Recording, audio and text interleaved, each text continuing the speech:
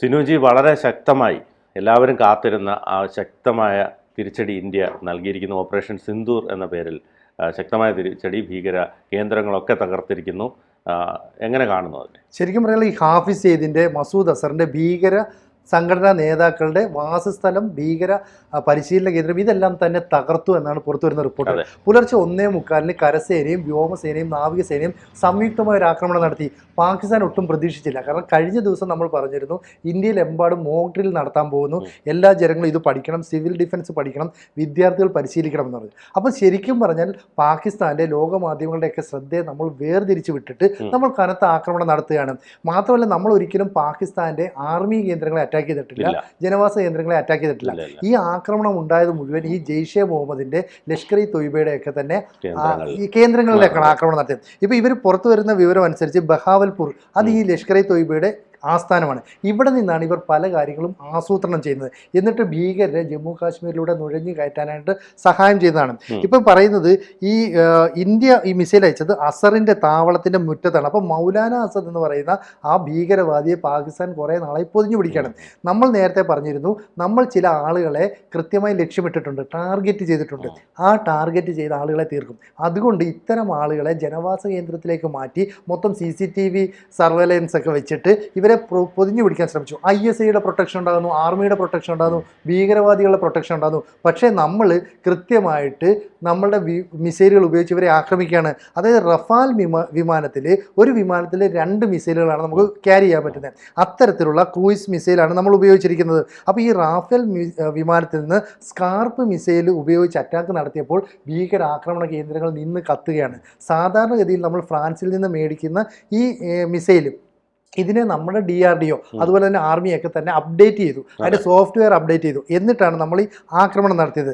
പണ്ട് ഇതുപോലെ ഇറാഖ് ഇത്തരത്തിലുള്ള ആക്രമണമൊക്കെ നടത്തിയിരുന്നു. അപ്പോൾ അന്ന് ഈ ഫ്രാൻസ് ഉപയോഗിച്ച ഈ മിസൈലിനെ നമ്മൾ കൂടുതൽ അപ്ഡേറ്റ് ചെയ്തിട്ട് ഇവിടെ അറ്റാക്ക് നടത്തുന്നു. അപ്പോൾ ഭീകരവാദ കേന്ദ്രങ്ങളെല്ലാം നിന്ന് കത്തുകയാണ്. സാധാരണ രീതിയിൽ പാകിസ്ഥാൻ ഇത് സമ്മതിക്കില്ല. പക്ഷേ ഇത്തവണ പാകിസ്ഥാൻ അംഗീകരിച്ചു. 1:45 മണിക്ക് ഞങ്ങളുടെ ചില കേന്ദ്രങ്ങൾക്കെതിരെ ആക്രമണം നടത്തി, സ്ഥിരീകരിച്ചു. അങ്ങനെയാണെങ്കിൽ ഈ ഭീകര കേന്ദ്രത്തിൽ സ്വാഭാവികമായി ആളുണ്ടാവുമല്ലോ. ആ ആക്രമണത്തിൽ കൊല്ലപ്പെട്ടത് 100-ലധികം പേരെന്ന് സ്ഥിരീകരിക്കാത്ത റിപ്പോർട്ടുണ്ട്. നമ്മൾ ലക്ഷ്യം വെച്ചത് 600ഓളം ഭീകരരുള്ള സ്ഥലങ്ങളാണ്. അപ്പോൾ 9 കേന്ദ്രങ്ങളെ ഒരേ സമയം നമ്മൾ ആക്രമിക്കുന്നു. അപ്പോൾ നമ്മുടെ വ്യോമസേനയിലെ ആക്രമണമാണ് ഉണ്ടായത്. റഫേൽ യുദ്ധവിമാനങ്ങളാണ് പോയത്. ഈ മിസൈലുകൾ നമ്മൾ യൂസ് ചെയ്തു എന്നൊക്കെ നമ്മൾ പറയുന്നുണ്ട്. അപ്പോൾ നമ്മളെ പ്രതിരോധിക്കാൻ ചൈന അവരുടേതായ ഒരു വിമാനം നൽകിയിരുന്നു. ഈ യുദ്ധവിമാനം അവരെടുത്ത് ഉപയോഗിച്ചിട്ടുണ്ട്. JF-17 എന്ന് പറയാം. ഈ JF-17 എന്ന് പറയുന്നത് പതിയെ അതായത് ചൈന ഉപയോഗിച്ച് പഴകിയ ഒരു യുദ്ധവിമാനം എന്ന നിലയിൽ പാകിസ്ഥാന് കൊടുത്തതാണ്. അപ്പോൾ ഇവർക്ക് വലിയ കോൺഫിഡൻസ് ഉണ്ടായിരുന്നു നമ്മളെ അത് പ്രതിരോധിക്കുമെന്നൊക്കെ പറഞ്ഞു. പക്ഷേ നമ്മുടെ ആകാശ് എന്ന് പറയുന്ന മിസൈലുണ്ട്, നമ്മൾ തദ്ദേശീയമായി നിർമ്മിച്ച ഈ മിസൈൽ ഉപയോഗിച്ച് നമ്മൾ ഇതിനെ തകർത്തു. അപ്പോൾ ആകാശിന്റെ ഒരു ദൂരപരിധി എന്ന് പറയുന്നത് 18 കിലോമീറ്റർ വരെ ഹൈറ്റിലുള്ള ലക്ഷ്യത്തെ നമ്മൾ തകർക്കും. അതുപോലെ 30 കിലോമീറ്റർ ദൂരപരിധിയിലേക്ക് എത്തും. ഇതെല്ലാം തന്നെ നമ്മൾ കൃത്യമായി ലക്ഷ്യം ഭേദിക്കുന്ന രീതിയിൽ ഉപയോഗിച്ചു. അപ്പോൾ ചൈനയുടെ JF-17 എന്ന് പറയുന്ന യുദ്ധവിമാനത്തെ തകർത്തോടുകൂടി പാകിസ്ഥാൻ തകർന്നുപോയി. അവർക്ക് പ്രതിരോധിക്കാൻ കഴിയാത്തൊരവസ്ഥയാണ്. ശരിക്കും പറഞ്ഞാൽ പഹൽഗാമിന്റെ സംഭവം ഉണ്ടായി കൃത്യം 15-ാമത്തെ ദിവസം പുലർച്ചെ 1:45 നമ്മൾ ആക്രമണം നടത്തി.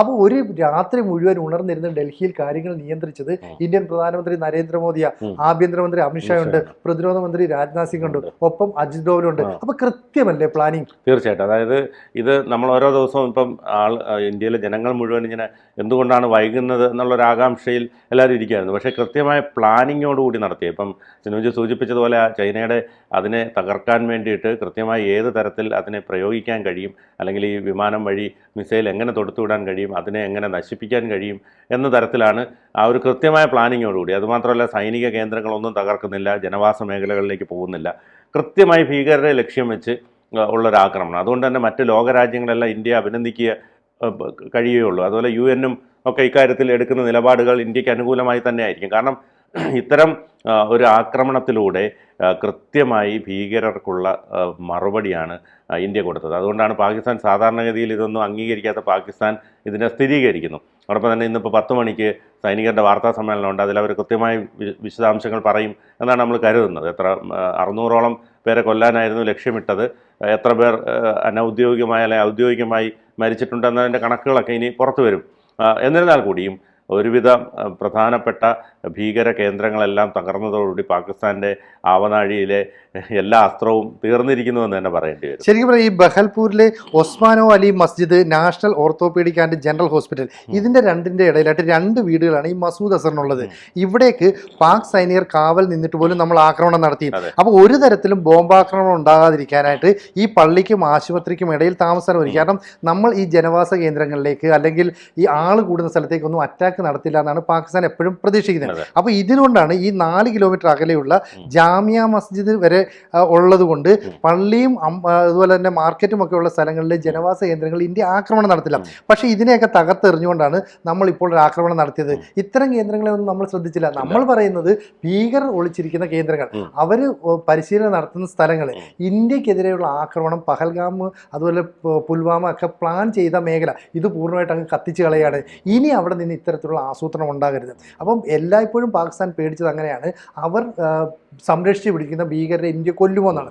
പിന്നൊന്ന് ISIയുടെ താവളമാണ്, അതിൻ്റെ ഒരു ആസ്ഥാനം എന്ന് പറയുന്നത് ഇസ്ലാമാബാദാണ്. പിന്നെ മറ്റൊന്ന് റാവൽപിണ്ടിയിലുള്ള അവരുടെ സൈനിക ആസ്ഥാനം, ഇസ്ലാമാബാദിലുള്ള ഹെഡ്ക്വാർട്ടേഴ്സ്, ഇതിനൊക്കെ നേരെ ആക്രമണം നടത്തും.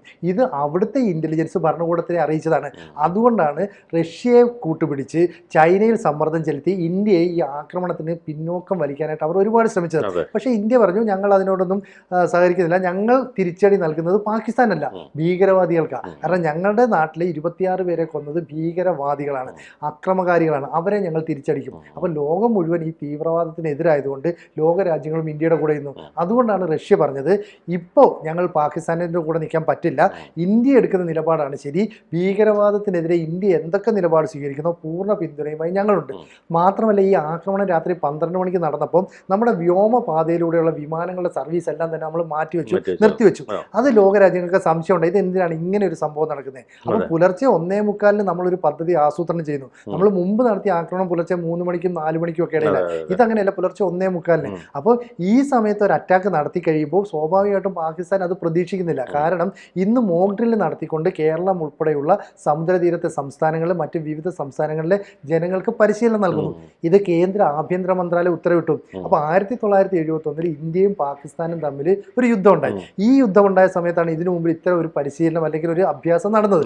അതിനുശേഷം ഇപ്പോൾ നടക്കുമ്പോൾ കോൺസെൻട്രേഷൻ മുഴുവൻ ഇതിലേക്ക് മാറി. അപ്പോൾ ഈ സമയത്ത് നമ്മളൊരു ആക്രമണം നടത്തുന്നത് പാകിസ്ഥാൻ പ്രതീക്ഷിച്ചില്ല. അതുകൊണ്ടാണ് 9 ഭീകരാക്രമണ കേന്ദ്രങ്ങളെ നമ്മൾ ലക്ഷ്യമിടുന്നത്.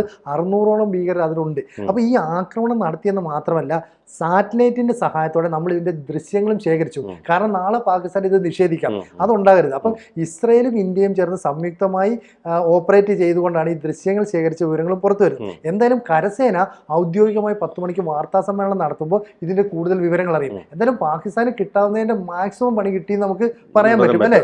തീർച്ചയായിട്ടും. അതായത് ഇപ്പം ഈ സിനുജി മനസ്സിലാക്കേണ്ട ഒരു പ്രധാനപ്പെട്ട കാര്യം, ഈ 9 കേന്ദ്രങ്ങളിൽ തന്നെയായിരുന്നു എനിക്ക് തോന്നുന്നു ഈ ഭീകരർ മുഴുവൻ തമ്പടിച്ചിരിക്കാനുള്ള സാധ്യത ഉള്ളത്, അല്ലേ? അതുകൊണ്ട് ഈ 9 കേന്ദ്രങ്ങൾ നശിച്ചതോടുകൂടി ഏറെക്കുറെ മിക്കവാറുമുള്ള ഭീകരരെല്ലാം ഇതിനോടൊപ്പം അഗ്നിക്കിരയായി ഉണ്ടാവും. ഇനി പുതിയ മറ്റ് സ്ഥലങ്ങളിൽ നിന്നുള്ള അല്ലെങ്കിൽ അത്തരത്തിലുള്ള ഒരു മാറ്റം അല്ലെങ്കിൽ അത്തരത്തിലുള്ള ഒരു ഉയർന്നു വരൽ മാത്രമേ ഇനി പ്രതീക്ഷിക്കേണ്ടുള്ളൂ. അതിനൊക്കെ ഒരുപാട് സാഹചര്യങ്ങളും ഉണ്ട്. അതുമാത്രമല്ല, ഇന്ത്യയുടെ ഇപ്പോഴത്തെ സൈനിക ശക്തി, അതോടൊപ്പം തന്നെ ഇന്ത്യ തിരിച്ചടിച്ച ആ ഒരു രീതി എല്ലാം അവർ നന്നായിട്ട് ഭയന്നിട്ടുണ്ട്. സൈനികർ ഉൾപ്പെടെ ഭയന്നൊരു സിറ്റുവേഷനാണുള്ളത്.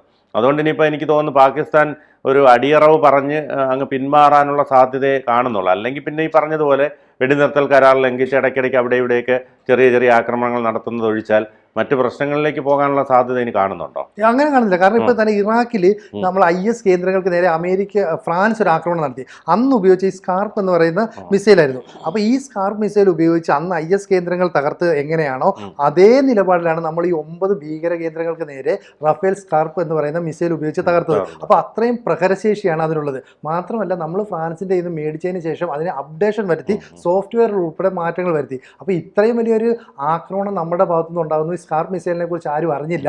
മാത്രമല്ല, ഇന്ത്യക്കെതിരെ ആക്രമണം നടത്താൻ വന്നപ്പോൾ തദ്ദേശീയമായി നിർമ്മിച്ച ആകാശ് മിസൈൽ ഉപയോഗിച്ച് നമ്മൾ അതിനെ തകർത്ത് കളഞ്ഞു. അപ്പോൾ തദ്ദേശീയമായി നിർമ്മിക്കുന്ന ആയുധങ്ങൾ, വിദേശത്ത് നിന്ന് നമ്മൾ മേടിക്കുന്ന ആയുധങ്ങൾ, ഇതെല്ലാം തന്നെ പാകിസ്ഥാനെ ഞെട്ടിച്ചു. പക്ഷേ പാകിസ്ഥാൻ ഇന്ത്യക്കെതിരെ പ്രതിരോധിക്കാൻ ഒരു യുദ്ധവിമാനമായിട്ട് വന്നപ്പോൾ തന്നെ അത് തകർന്നുപോയി. ഇനി നമ്മൾ നേരത്തെ ചർച്ച ചെയ്തതുപോലെ പാകിസ്ഥാൻ്റെ കയ്യിൽ ഇപ്പം തുടർച്ചയായി ഒരു യുദ്ധം നടത്തിയാൽ 96 മണിക്കൂറിനപ്പുറത്തേക്ക് പിടിച്ചു നിൽക്കാൻ കഴിയുന്ന ആയുധ ശേഖരം അവരുടെ കയ്യിലില്ല. ഇനി അല്ലെങ്കിൽ ചൈന പ്രത്യക്ഷമായിട്ട് സഹായിച്ചു വരണം. പക്ഷേ ഇപ്പോൾ പുറത്തു വരുന്ന വിവരം അനുസരിച്ച് അനുസരിച്ച് ഇന്ത്യയുടെ ഈ ആക്രമണത്തെ അമേരിക്ക പിന്തുണച്ചു. കാരണം ഭീകരർക്ക് നേരെയല്ലേ ആക്രമണം നടത്തിയത്. അപ്പം അമേരിക്ക പിന്തുണച്ച ഒരു സാഹചര്യത്തിൽ ചൈന ഏതെങ്കിലും തരത്തിൽ പാകിസ്ഥാന് സഹായവുമായി വന്നാൽ പ്രത്യക്ഷമായിട്ട് അമേരിക്ക രംഗത്തേക്ക് വരും. കാരണം മുമ്പുണ്ടായിരുന്ന അമേരിക്കയുടെ നിലപാടിൽ നിന്ന് ഇപ്പോഴത്തെ മോദി സർക്കാരുമായിട്ടുള്ള ബന്ധം കൂടുതൽ ഊഷ്മളവും ദൃഢവുമായിട്ടുണ്ട്. അതുകൊണ്ട് തന്നെയാണ് ഇപ്പോൾ ഇസ്രായേലിൻ്റെ ടെക്നോളജി ഉപയോഗിച്ച് നമ്മൾ ഈ ആക്രമണത്തിൻ്റെ ദൃശ്യങ്ങളൊക്കെ എടുത്തിരിക്കുന്നത്. അപ്പോൾ ഇസ്രായേൽ നമ്മുടെ കൂടെ നിൽക്കുന്നു, ഇസ്രായേൽ കൂടെ നിൽക്കുന്നു എന്ന് പറഞ്ഞാൽ അതിനർത്ഥം അമേരിക്കയെ ഒപ്പം നിൽക്കുന്നതാണ്. എന്തായാലും ഒരു തിരിച്ചടിക്കൊന്നും പാകിസ്ഥാൻ ഇപ്പോൾ ഉടനെ ഉണ്ടാവില്ല. ഇനി പാകിസ്ഥാനിലുണ്ടാകുന്ന കാഷ്വാലിറ്റിയുടെ ഔദ്യോഗിക വിവരം അവർ പുറത്തു പറയുമോ എന്നുള്ളത് നമുക്ക് കാത്തിരിക്കാം. അപ്പം നമ്മുടെ ഒരു സൂപ്പർ സ്റ്റാറായിട്ട് മാറിയിരിക്കുന്ന ഈ റഫേൽ യുദ്ധവിമാനം ക്യാരി ചെയ്തിരുന്ന സ്കാർപ്പ് എന്ന് പറയുന്ന ഈ അത്യന്താധുനിക മിസൈലാണ്. അപ്പോൾ ഈ ക്രൂയിസ് മിസൈലിൻ്റെ പ്രഹരശേഷി എത്രത്തോളം ഉണ്ടെന്ന് ഇനി പാകിസ്ഥാൻ വേണം ലോക രാജ്യങ്ങളോട് പറയാനായിട്ട്. കാരണം 9 ഭീകര കേന്ദ്രങ്ങളെ നശിപ്പിച്ചെന്ന് മാത്രമല്ല അവിടെ ഉണ്ടായിരുന്ന ആയുധ ശേഖരവും നശിപ്പിക്കപ്പെട്ടു എന്നാണ് പുറത്തു വരുന്ന അനൗദ്യോഗിക വിവരം. ഇത് പാകിസ്ഥാനെ ഏതാണ്ട് കട്ടയും പടവും അടങ്ങുന്ന ഒരു അവസ്ഥയിലേക്കാണ്. എന്തായാലും ഇന്ത്യ തീരുമാനിച്ചു, ഓപ്പറേഷൻ സിന്ദൂർ സക്സസ് ആയിട്ട് തന്നെ പൂർത്തീകരിച്ചു. ഒരു വിമാനത്തിനോ അല്ലെങ്കിൽ മറ്റ് ഈ ആക്രമണം നടത്തിയ എന്തെങ്കിലും ആയുധങ്ങൾക്കോ ഒന്നും വലിയ കുഴപ്പങ്ങൾ സംഭവിച്ചില്ല. മിസൈലുകൾ ഉപയോഗിച്ച് നമ്മൾ അവരെ തകർത്തിട്ടുണ്ട്. അതിർത്തിക്ക് അപ്പുറത്തേക്ക് ഏതാനും വിമാനങ്ങൾ പറന്നുപോയി എന്നും അവ സുരക്ഷിതമായി തിരിച്ചെത്തിയെന്നുമാണ് നിലവിൽ ലഭ്യമാകുന്ന വിവരം. കൂടുതൽ വാർത്തകളും വിശേഷങ്ങളും നിങ്ങളിലേക്ക് എത്താൻ ABC മലയാളം സബ്സ്ക്രൈബ് ചെയ്യുക, ബെൽ ബട്ടണും അമർത്തുക.